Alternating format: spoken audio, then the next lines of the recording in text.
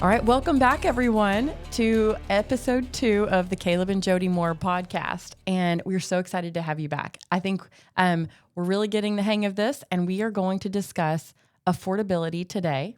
We hit a little bit on it last podcast. And as we discussed insurance, we gave a highlight of what we're seeing trends in the market right now as our real estate background. But today, we're going to mainly talk about consumer debt and affordability and what that means for you, maybe as the home seller, home buyer, or the average homeowner. So anyways, I'm looking forward to getting into the details with Caleb. He is ready to go. Yeah, so, it's kind of weird because I'm really excited about this topic, but it's really sad what I found. So it's just something that nobody talks about, and I don't know why. Because as we've researched this topic, you just kind of one thing leads to another, and we start to realize, wow, there's a lot here to kind of unfold, and we don't want to give a whole bunch of numbers out today that are like information overload, because we could absolutely do that. But we do want to highlight a couple of things that they're troubling.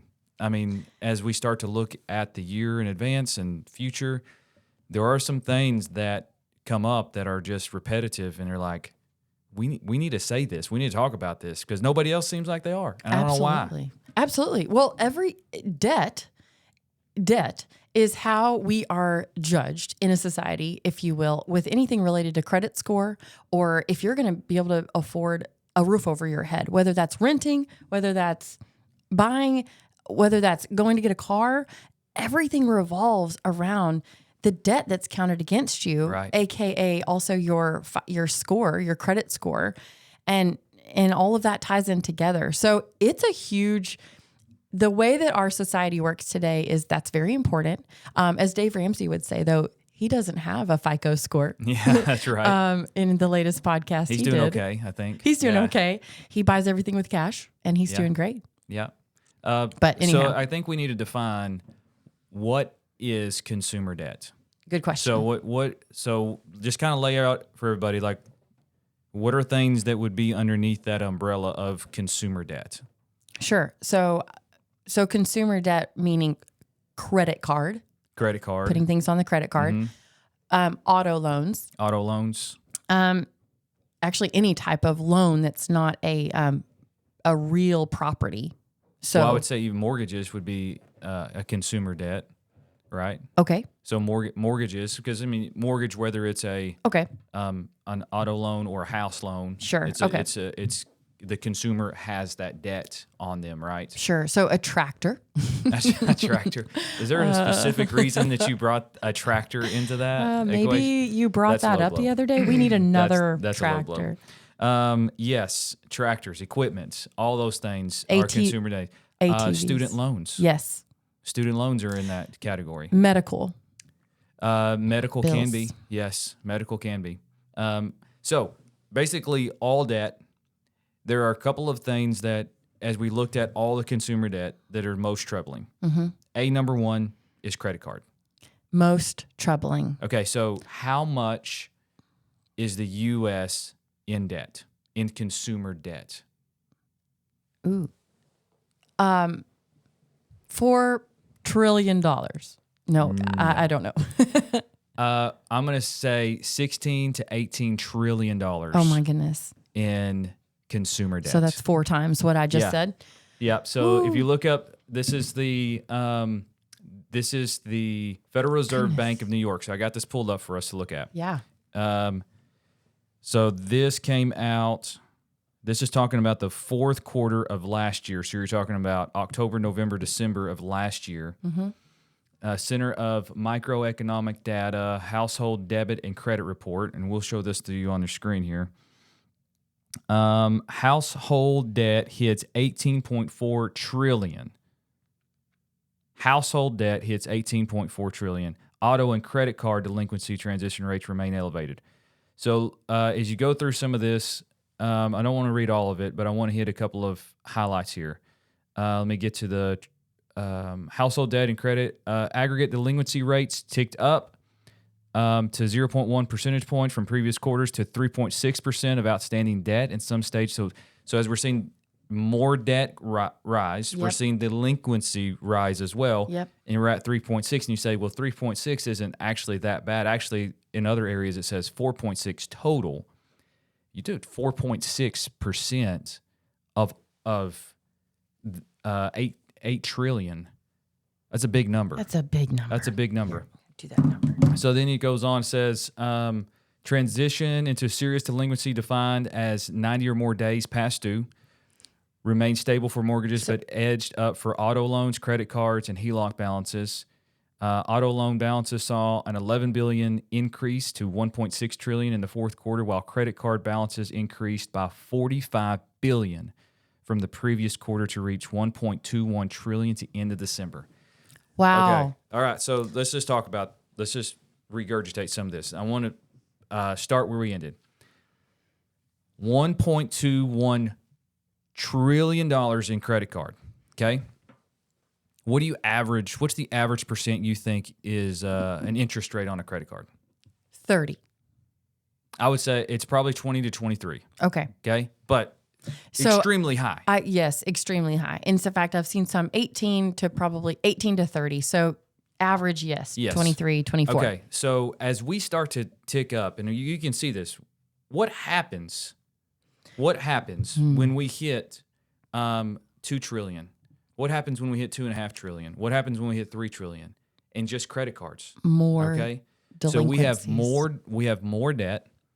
Where is this debt? I mean, we say, okay, well, inflation is going up. That's right. Right? Well, inflation is nothing more than just printing money that we really don't have. Well, correct. And so what else is going up? The cost of living, the cost of groceries, the cost of household items to manage a home. Yep. Insurance, obviously, too. But so what I think where people are headed is that they're living off of the credit card. Yeah, there you now, go. Yeah. And they're, instead of just maybe paying with a debit card where it's just deducting straight from your account. That's right. Immediately they are deferring costs and they're putting it on the credit card with hopes that they'll pay it off. And in reality, it feels too good to swipe the credit card and have that that emotional initial response to get the thing that you want. Yep. And so over and over and over it's happening. So to go to your point, here's the graph. Yes. You see this on here right here. Okay. So look at 2004. We're $8 trillion. Let me pull it. $8 trillion in total debt, right? That is, so the red is the non-housing debt. And then, so that's going to be everything that's credit cards. Mortgage. Yeah, not a mortgage. Mm-hmm. And then you have housing debt. So you've got somewhere in the neighborhood of probably what? I can do this. So the height in 2008, quarter three, it hit a high of 9.9 trillion in non-housing debt was 2.69. That's really what I want to stay a minute on. Then it hits a low in about 2013, 2.85. Now look at that graph. It's done nothing but rise ever since 2013. Yeah. So then we have, look at this. Okay, so in 2023, we had 4.71 trillion, and then it jumps up to 12.35 trillion in housing debt. So something else to note on this, Caleb, is so the blue line, which is the housing line, the mortgage, right? The homeowner, right? That's not necessarily a bad thing to see that trickle up, because that means that more and more people are more confident into the market, getting a home, et cetera, et cetera. But what is disturbing is, do you see the gap? It also slightly widens. That's 100% right. So it was a smaller gap from the red and the blue in what year was that? I can't see. It's 2013 is when 2013. Yeah, 2013 you saw this. As we're rise. getting closer to the nowadays, the gap also widens, which means more consumer debt comparatively in that ratio to mortgage debt. Yep. Which is not a good sign. Right. That either means that we're overspending on fun things, or it takes just that much more to run a home. Both. In reality of both. So what you're seeing here is that Jody's 100% right. So we've got this 2013 was the low end. Then it starts to go up. So right now we got this is 2024 third quarter. Mm-hmm. You have 4.96 trillion in non-housing debt, and then you have housing debt of 12.98. Now, there's a gap. You see the little dip down here, and that's going to be 2021. You see where it went down a little bit? Yes. Right in there, 2022. Yeah. 2023. So everybody got a stimulus check, yeah, that's right? Mm-hmm. And what they did was they paid everything off. Mm-hmm. Okay, and then they thought, oh wait, I paid everything. I paid everything. I like this. I like this. Now I can go out and buy more stuff, Absolutely. right? So what did we see? So we got this stimulus check from the government. They gave it to the people. They went out and bought. Everything was selling off car lots. All these houses were selling off. Everybody started going into more debt. Now look at the gap. Okay, so the gap has never been wider since this graph has been there, Absolutely. 2003. Look at the gap between the non-housing debt and the housing debt. Now, the good thing about the housing debt, and you hit on this a little bit, is that there's equity there. Yep. Okay? So as the market took off, it was still unhealthy, but with people having houses, you have something that appreciated that can give you money back. That's correct. Right? So when they sell it, that's why we saw so many refis. Oh, absolutely. Also during that COVID period. I hate to even use the COVID period, but I just mean the frenzy of the market, the 2021 to 23, basically. Right.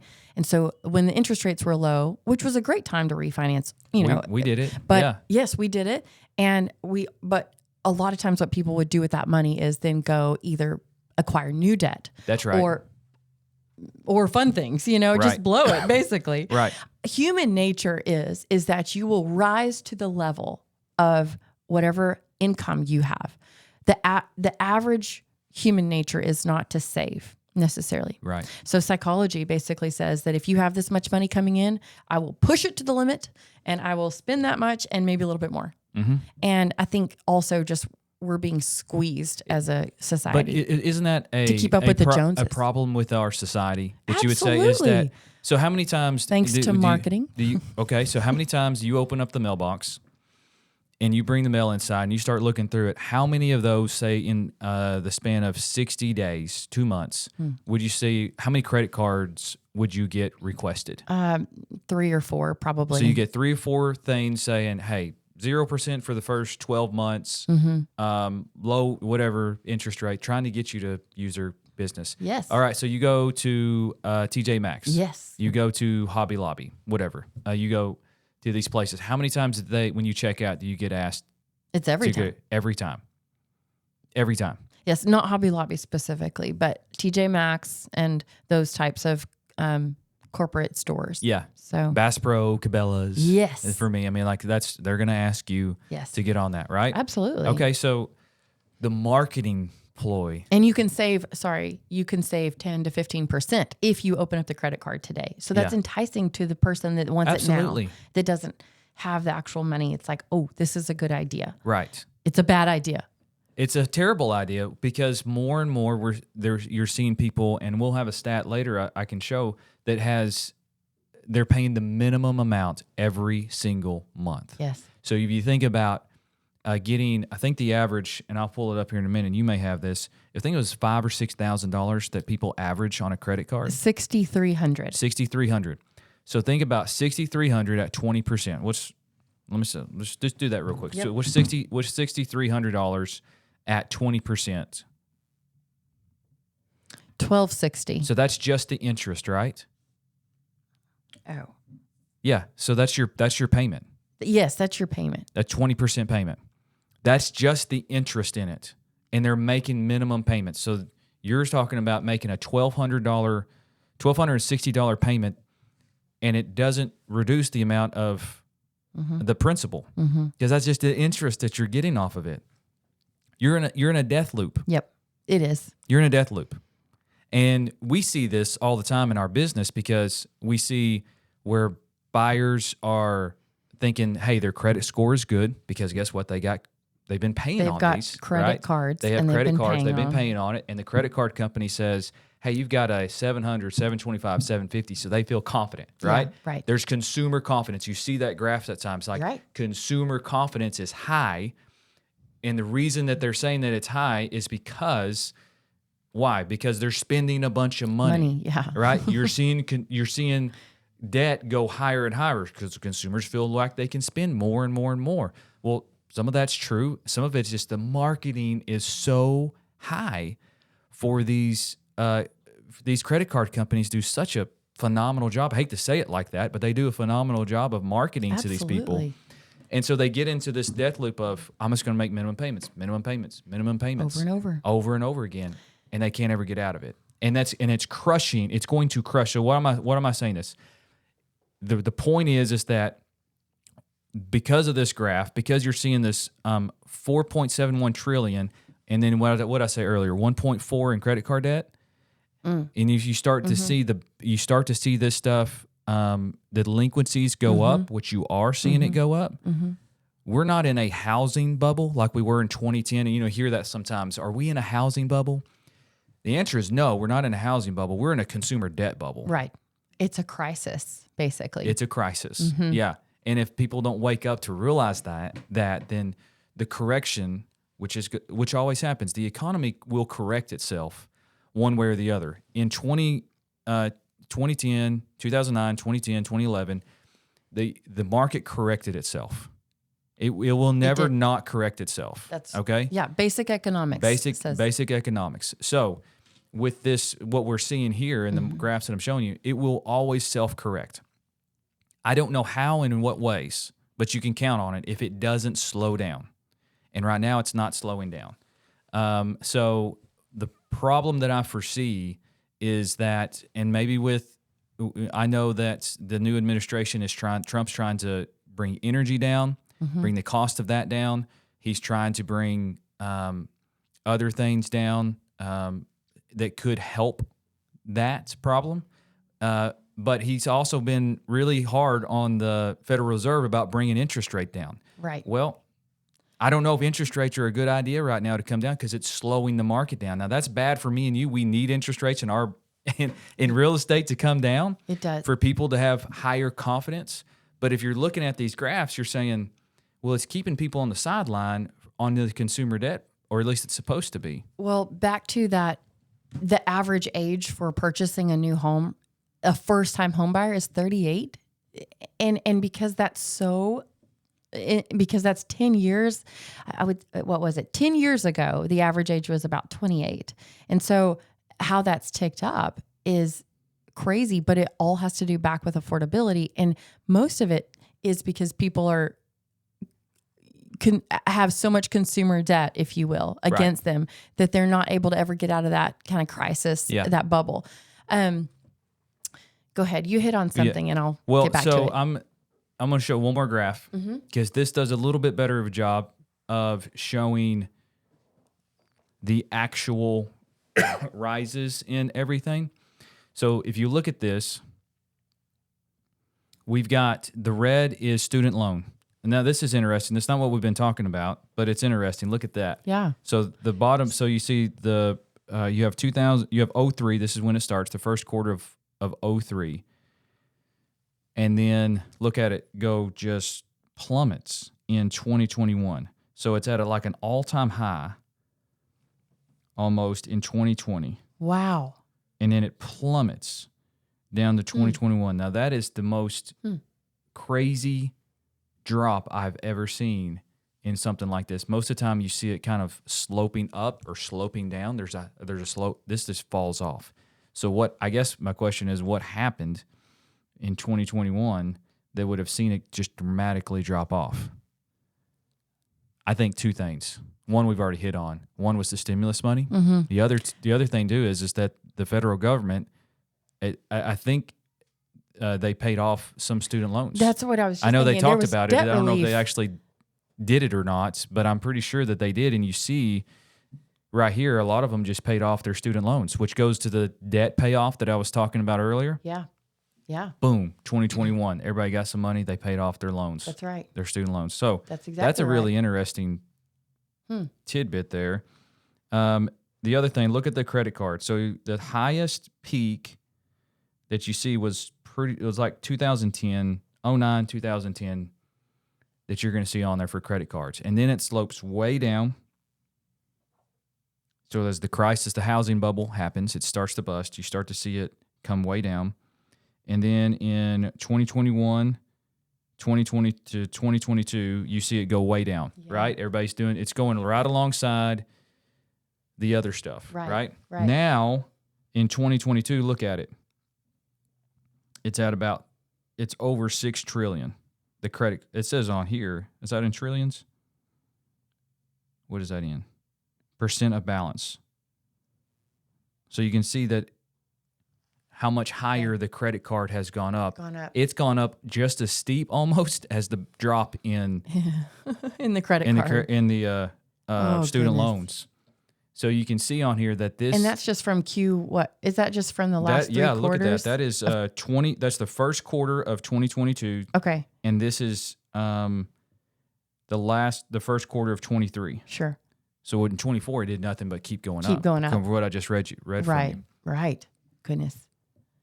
So you can see on here, and then look at mortgages. Mortgages are this, like you have this peak, when everything happened. And in 2009, look at peak, fall. But it never does come back up, right? Auto loans kind of peaks, but mainly flat. Well, we're trending back up based on KCM and several other sources. For the 2023 was a lull of a year, but 24 was up. So in sales, 24 was up over 23. That's correct. Yeah, you're right. So was consumer debt. Yeah. So is consumer debt. Yeah, exponentially. Yeah. Huh. So this is just a good indication of like where are we going, and what are the problems that lay ahead of us. Well, I think everybody's wondering: do you think there's going to be a recession? When you say correction, are you hinting at the word recession, or are you hinting at just a soft correction? And for how long? Is that this year, 2 years, 3 years? What are we thinking? So it's not okay. You go back to the last recession that we had. We had one in 2010, right? That those couple years there. We had one back in, I think it was 2000, 2001. We had another recession in there. I hate to say it like this, but yeah, we're due for another recession. I mean, now there are things being done to help correct some of that, but when the federal government spends that much money, and in the consumer debt, we spend that much money, and you look at the waste that's involved in all that. Absolutely. How much more money can we print? How much more money, how much more debt can we take on? We're over $43 trillion in debt as a federal government. We just the debt alone, we pay $2 trillion on. So all that, you can't keep up. Yep. So it will self-correct if things aren't dramatically taken, if something isn't dramatically done. Is it a soft correction? Yeah, it could be, depending on what all things play out. It could be a soft correction. It could be dramatic. If the consumers don't wake up and realize to stop spending money on credit card debt, if that goes to 8 to 10% in delinquency, if that delinquency rate goes up, that's going to kill it. Absolutely. That's the killer. So what you have to watch is what is the delinquency rate? Now, we don't see it in the foreclosures, right? No, right. So that's not happening people there. Are right. They're keeping their home. And it's because that hasn't filtered out yet, I don't think. I think it's more like consumer debt takes a little bit to kind of snowball on you, which what we're seeing over 2 to 3 years. So I think what you need to watch is the Chapter 11s, bankruptcies, and stuff like that. Like, who's filing bankruptcies? Like, right. And like how much of that is going up? Because that's a consolidation of debts that you owe, right? Right. And that you're trying to pay what you can off, right? So I think that we have to watch that. Well, I also think we're going to start to see more listings I think that right now we're still tight on listings. Supply is still low nationally. And because interest rates are high, supply is low. That creates for a really hard market. But I do think that that's going to soften, and I think more listings are going to start to come about as people need to move to pay off debt.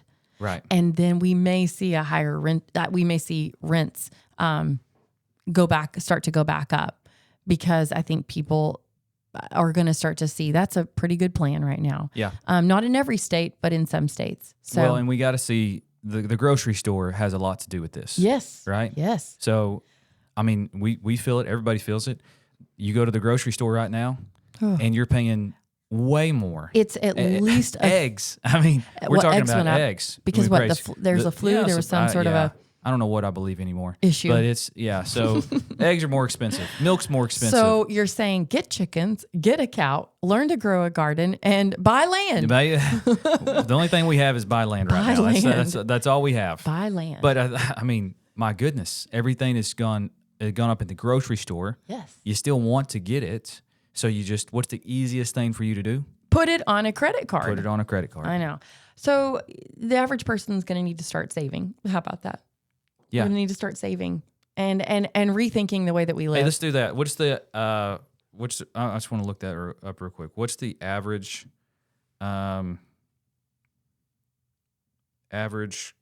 consumer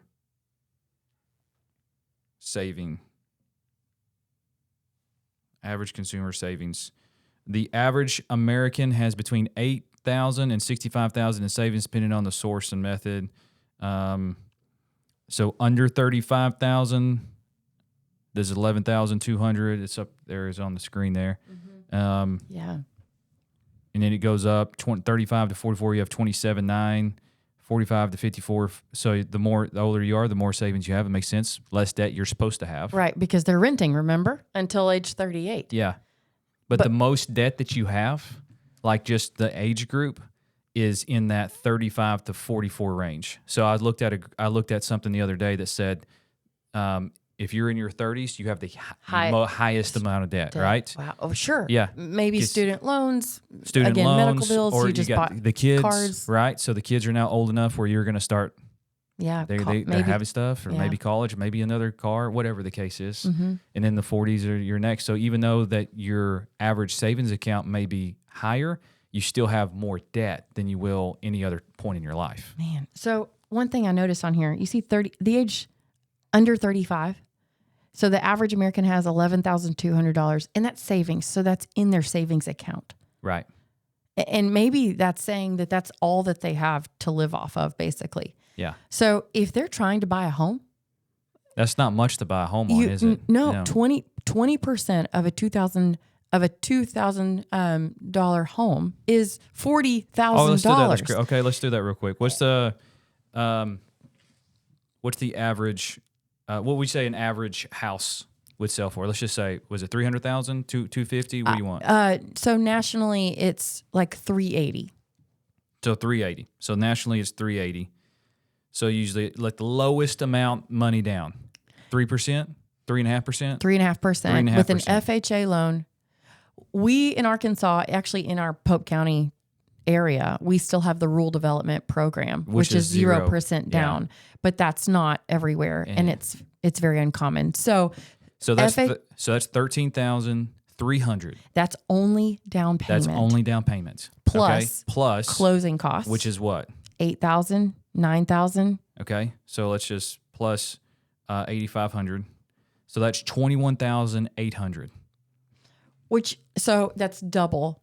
That's double what they would need just in their savings account. So the average person, you just said a minute ago, was 38 years old when they bought their first house? Yes. And their average savings is $27,000, a little over $27,000? Yes. So just buying a house at what we're talking about, just minimum 3% closing at $380,000, and then you go into the closing costs, and you're talking about $21,800.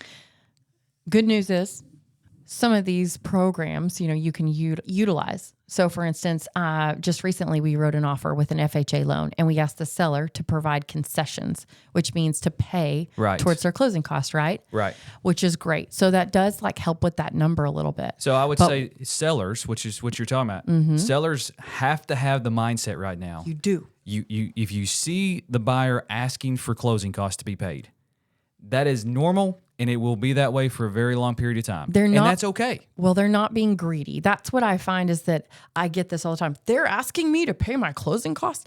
No, actually they're helping you. They're bumping up the purchase price at the top, right? Most of the time. And then asking for basically the seller to just help them finance in that cost so that they can buy their home, so they can have, which the seller ultimately wants to sell. Yeah. So it's a win-win situation. And really, if the buyer didn't have to do it, they shouldn't do it because they are ultimately paying interest on that extra fee anyways, or that extra closing cost. Right. So it's not in their favor. They're just doing it to try to buy a home. Yeah, they're still paying a 7% or 6.5% on that 8 or 9,000 or whatever that number is. But it keeps their cash liquid. It does. So they can go out and buy groceries, groceries or a bed or some furniture, a TV, a TV. So keeping cash liquid right now is important because of everything we just talked about. So we're kind of bringing it full circle back to how does this affect housing?